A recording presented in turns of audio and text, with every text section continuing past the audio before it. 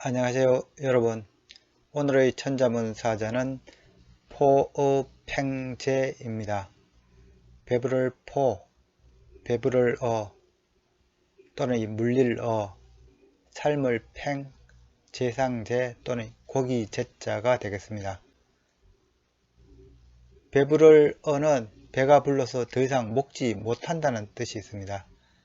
이 사자에서는 더 이상 먹지 못한다는 이 물리다는 뜻으로 사용되고 있습니다.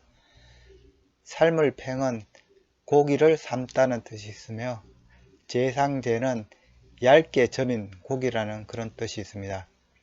따라서 이 팽제라고 하면은 이게 예쁘게 썰어 놓은 수육으로 생각하시면 이해가 쉽습니다.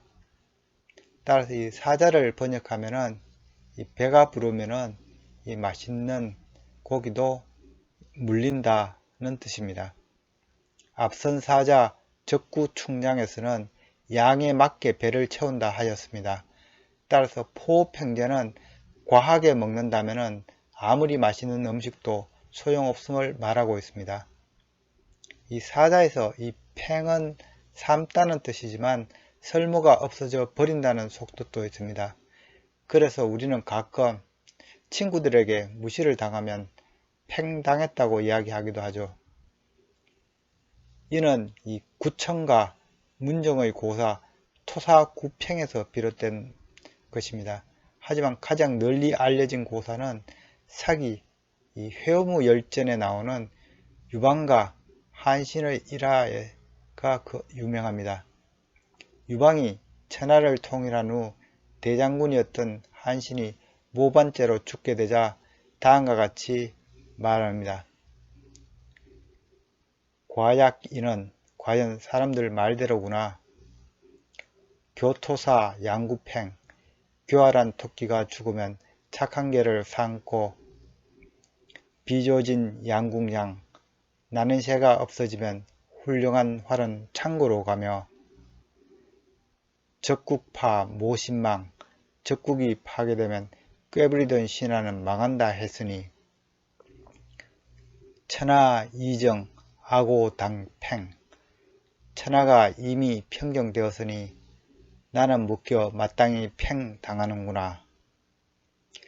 여러 역사서에서는 이 한신의 건방진 언행과 반란 모의에 대해 언급하고 있지만은 제가 보기에는 실제 한신이 반란을 실행한 적도 없고 유방을 위해 중원 통일에 기여한 업적만은 역사적 사실이 분명하므로 단지 한고조에게 한신 처벌의 당위성을 부여하기 위해 이 역사서를 왜곡하지 않았나 생각됩니다. 중원을 통일한 한고조에게 가장 큰 위협은 당시 대장군 한신이었을 테니까요. 황족을 보통 우르르고 변방을 깎아내리는 이런 기술 방식은 중국 역사서의 특징이기도 합니다. 그럼 글자에 대해 살펴보도록 하겠습니다. 먼저 배부를 포를 설명드리겠습니다. 이 자는 밥식자와 살포자의 합자로 되어 있습니다. 이 밥식이 변에 놓이게 되면 이 자행이 보이는 것처럼 간략하게 표기됩니다. 이러한 표기의 간소화는 필기에 적합하도록 자형을 단순화시키기 시작한 예서에서부터입니다. 이 밥식의 의미는 밥, 먹다 등이 되겠습니다. 꾸러미 포는 이 뱀사자와 여기 살포자의 합자로 구성되어 있습니다. 살포자는 이 팔로 감싸는 형태에서 나온 자형입니다. 각골자는 이 긁어새기는 서법 때문에 이 딱딱하게 서체가 나오고 있는데요. 건문에서는 이 구분팔 형태가 잘 묘사되어 있습니다. 뱀사자의 각골자는 아직 태어나지 않은 태아를 그린 자형이 되겠습니다. 하지만 건문으로 오면서 이 형태가 뱀의 머리와 꼬리의 조합으로 보아 뱀이란 뜻이 첨가되게 됩니다. 또한 이 자는 어미 뱃속에서 갓 태어난 갓난아기란 의미도 있어서 이미 벌써라는 뜻도 있습니다. 이 태어났다는 의미죠. 그러나 해서에서부터 이 뱀사자와 이 벌써 임이라는 자형을 구분하기 위해서 이미 벌써라는 의미의 경우에는 이 한쪽이 살짝 이렇게 터진 형태인 이미 기자로 해서에서부터 자양분화가 시작됩니다. 한편 이 뱀이란 동물은 땅 위를 기어다니는 특징이 있어서 오늘날 이 뱀사자는 흙을 나타내는 6번째 지지로도 사용되고 있습니다. 따라서 오늘날 이 뱀사자의 의미는 이 태아, 자식 또는 이 뱀 또는 6번째 지지 등이 되겠습니다.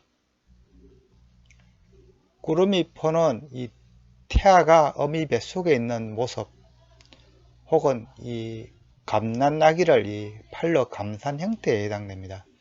그래서 그 의미가 아이를 배다, 더부룩하다 등이며 이 의미는 감사다, 용납하다, 너그럽게 받아들이다, 아우르다 등으로 그 의미가 발전이 됩니다. 또 이 뭔가를 감사하는 이 봉지의 의미도 있어서 이 꾸러미, 보따리, 이 봉지, 주머니 등의 뜻도 있습니다. 배부를 포는 이 먹을 식과 배가 부르다는 이 포의 합자로서 이 먹어서 배가 부르다는 의미가 됩니다. 그래서 그 의미가 배부르다, 더 이상 못 먹는다, 물리다, 가득하다, 속이 꽉 차다, 홍골지다, 충실하다, 만족하다 등의 뜻을 갖고 있습니다.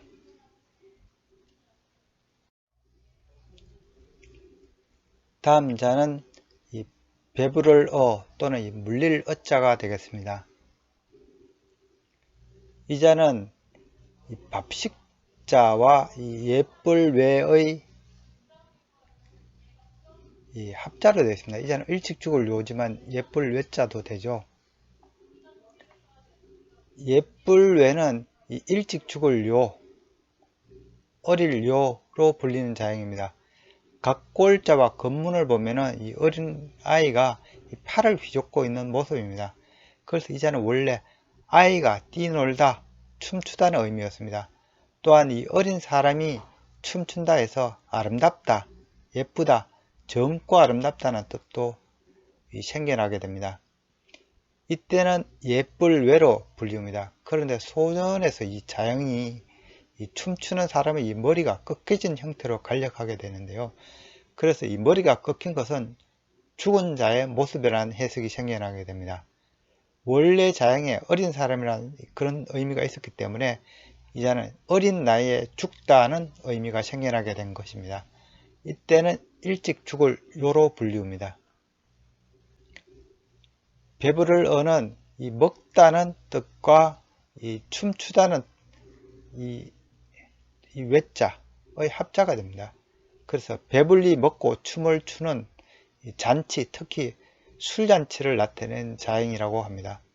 그래서 그 의미가 잔치, 술잔치이며 실컷 먹다, 배부르다, 편안히 먹다는 뜻도 있습니다. 이 어의 소전자형은 지금 보이지 않고 있으며 이 설의 문자 구조를 보면은 이 춤추는 이 사람 위에 이 풀조자가 들어가 있는 것 같이 보이는데 이런 풀조자가 아니고 이 사람이 춤을 추는 이 손, 즉 춤 사이를 나타낸 것으로 판단됩니다. 참고로 이 설의 문자라는 것은 후한 때 한학자였던 허신이 한자 구조를 풀이하며 정리했는데 그 풀이 자전에 수록된 문자를 이 설의 문자라고 합니다. 다음 자는 삶을 팽입니다. 이 자는 이 형통할 형자와 이 밑에 연하발의 합자로 이루어져 있습니다. 이 연하발은 불화자가 받침으로 올 때 사용되는 형태가 되겠습니다. 불화는 물론 이 불을 그린 상형문자입니다. 자형의 이 받침으로 사용되는 이 불화자는 예서에서부터 적기 편하도록 현재의 연하발 형태로 표기가 됩니다. 그렇다고 해서 현대 서체에서 보이는 연하발은 모두 불화자에서 기원하지는 않습니다. 이를테면 이 까마귀 옷자를만 보더라도 이 새의 발 부분이 변형된 것이 연하발이 되겠습니다. 불화자의 의미는 불 또는 열기, 타는 불, 화재, 태양, 불태우다, 급하다 등의 의미를 갖고 있습니다. 형통할 형은 이 기원은 이 드릴 향 또는 이 누릴 향자가 되겠습니다. 각골자를 보면은 이 제사를 지내는 사당 혹은 이 사당에 양고기를 올려 제사를 지내는 모습입니다. 이후 소전에서는 이 드릴 향과 이 누릴 향으로 자양분화가 일어나게 됩니다. 사당에 제사를 드린다는 의미는 이 드릴 향이 되고, 이 양을 잡아서 잔치를 한다는 의미는 이 누릴 향이 됩니다. 그래서 이 누릴 향은 잔치 연회의 뜻이 있어서 누리다는 뜻으로 통합니다. 또한 이 누릴 향은 이 잔치에 양고기를 삶는다 하여 이 삶을 팽자로도 통하였습니다. 그래서 이 누릴 향의 이 소전자형은 이 소체, 이 고기가 들어간 이 구조를 다 함께 그려지고 있습니다. 그리고 이 드릴 향과 이 누릴 향은 조상신께 제사를 드려 만사가 형통해진다는 그런 뜻도 생겨나게 됩니다. 그 형통하다는 뜻은 예서에서 자양에 마칠 요가 들어간 현재 이 형통할 형으로 분화가 되는데요. 이는 원하는 일이 이루어졌음을 의미합니다. 형통할 형은 그 의미가 형통하다, 제사를 올리다 등이 되겠습니다. 이 드릴 향이나 이 누릴 향 또는 이 형통할 형자는 이 옛날에는 모두 엄격한 그 의미상의 구분이 되지 않고 서로 혼용됐다고 합니다. 누릴 향은 이 고기를 삶는 이 솥 형태를 하고 있어서 이 삶을 팽으로도 불리었는데, 예서에서는 형통할 형의 아래에 이 연화발을 넣어서 이 고기를 삶다는 의미의 이 삶을 팽으로 따로 분화시키게 됩니다. 삶을 팽의 의미는 이 삶다, 삶아지다, 익힌 음식, 삶아 죽이다, 삶아 죽이는 형벌 등의 이 뜻을 담고 있습니다.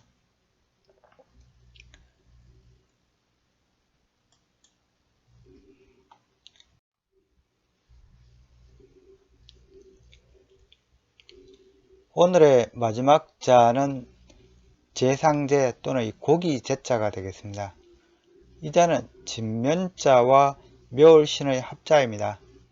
진면자는 움집 형태에서 출발하는 자형으로 지금은 이 주붕이 제대로 갖춰진 이 큰 집을 의미한다고 말씀드린 바 있습니다. 묘월신의 각골 자형은 이 날카로운 이 나뭇가시를 원래 그린 형태에서 점차 송곳 그리고 이 작은 칼 형태로 발전한 자형이 되겠습니다. 각골자에서 이 꼬다리에 보이는 이 화살표는 지금의 정의와 똑같이 이 찌르는 것을 의미합니다. 건문으로 가서 이 신은 넓은 손잡이를 지닌 날카로운 송곳 형태를 갖추고 있고요. 이 송곳은 노예의 문신을 새기던 도구이기도 했다고 합니다. 그래서 오늘날 이 묘월신이라고 하면은 가시에 찔린 걸 의미해서 괴롭다, 맵다, 독하다는 뜻을 갖고 있습니다. 제상제는 원래 이 집안에서 일하던 이 노비나 노예들을 의미하였다고 합니다. 각골자형은 이 진면자 안에 묘월신이 그려졌는데, 각골자형이 그대로 오늘날의 형태로까지 굳어지게 되었습니다. 묘월신은 이 노예를 새기던 도구였기 때문에 자형은 이 집안에서 일하는 노예를 의미했습니다. 또한 이 묘월신 자체가 노예를 다루다는 의미도 있어서 집안의 일꾼들을 다루는 집사의 의미도 갖게 됩니다. 그리고 집안일을 관리한다는 의미는 나중에는 나란 일을 관리하는 것으로도 확대되어서 왕을 보좌하는 장관 또는 이 제상이라는 의미도 생겨나게 되는데요. 이 밖에도 이 제라고 하면은 집안에 이 칼이 있으므로 이 집안에서 칼질을 하는 사람으로도 해석이 되었는데요. 이는 요리를 하는 주방장, 요리사를 뜻하게 됩니다. 또한 요리사가 이 칼로 고기를 썰다는 뜻도 붙여집니다. 그래서 제라고 하면은 보통 의미는 하인, 가신, 주제자, 제상, 벼슬아치란 그런 이 사람을 뜻하는 뜻이 있고, 다르게는 이 요리사, 고기를 썰다, 점이다, 도살하다는 뜻이 있습니다.